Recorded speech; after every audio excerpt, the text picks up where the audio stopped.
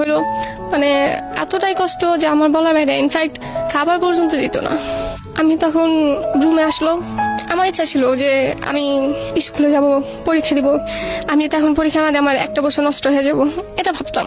তারপর এক সপ্তাহ পর যখন আমার রুমে আসলো, আমায় জাস্ট আমার পরীক্ষাটা দিতে দাও, আমার আর কিচ্ছু চাই না, তোমরা যা বলবো আমরা তাই মেনে নেব। এসএসসি পরীক্ষা? হ্যাঁ, এসএসসি পরীক্ষা দিতে দাও না, তোমার একটা বছর নষ্ট হয়ে যাবো, আমি আর কোনোদিন দাঁড়াইতে পারবো না ঘুরা।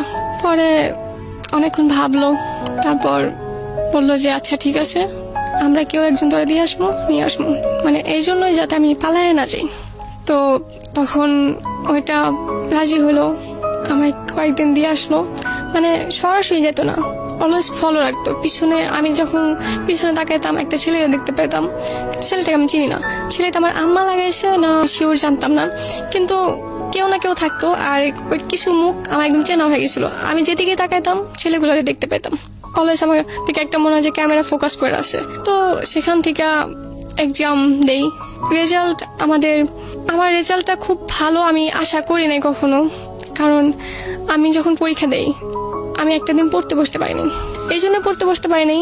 তখন আমার রুম থেকে, আমি ক্লাস 4 থেকে আলাদা রুমে ঘুমাই, আমি কোনোদিন কারোর সাথে ঘুমাইতে পারি না। তখন এক ঘরে থাকতে হয়েছে, আমার রুম আলাদা রাখছে যাতে আমি একা কিছু করতে না পারি, ইনফ্যাক্ট সুইসাইড অ্যাটেম্প বা আদার্স কিছু করতে না পারি বা পালা যেতে না পারি। সবকিছু মিলে তাদের সাথে থাকতে হয়েছে। আর আমাদের রুমে অলওয়েজ টিভি চলতো, যার জন্য আমি পড়তে পারিনি। বইগুলা কোথায় ছিল সেটাও জানি না। তো সবগুলো পরীক্ষা আমি না পড়ে দিই। রেজাল্ট খুব ভালো আসে নাই, একদম খারাপ আসে নাই, মোটামুটি একটা রেজাল্ট আসছে।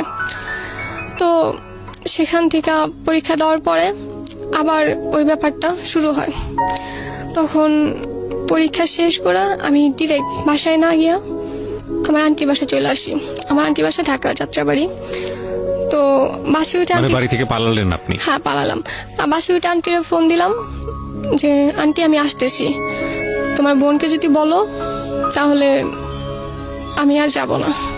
পরে আন্টি তো আমার জেদ হিসাবে খুব, মানে আমি কেমন জেদ দিমে সেটা জানে, সেজন্য বললো যে কোথাও যাইতে হবো না, আমার কাছে চলে আয়। তো আমি আন্টির কাছে চলে গেলাম, ওখানে গিয়ে আমি 15 দিন থাকলাম।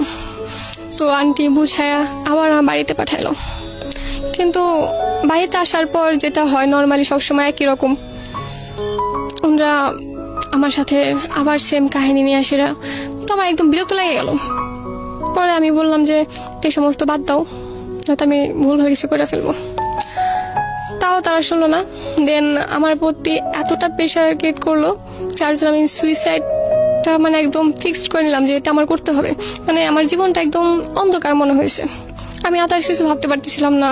মনে হতো যে এটা কোনো জীবন না, বাবা মা এরকম হয় নাকি, যার আমি সব থেকে বেশি ভালোবাসতাম সে আমার সাথে এরকমটা কিভাবে করলো। মানে সম্পূর্ণ ডিপ্রেশনে চলে গেছি আমি। তারপর সেখান থেকে আস্তে আস্তে কিভাবে যেন মানে আমার এরকম ছোড়াছড়িতে বাসা থেকে না করছে না কি জানি না। তারপর দেখলাম ব্যাপারটা একটু ধামাচাপা পড়ছে। এর মধ্যে কলেজে ভর্তি হওয়ার সময় হয়ে গেল। কলেজে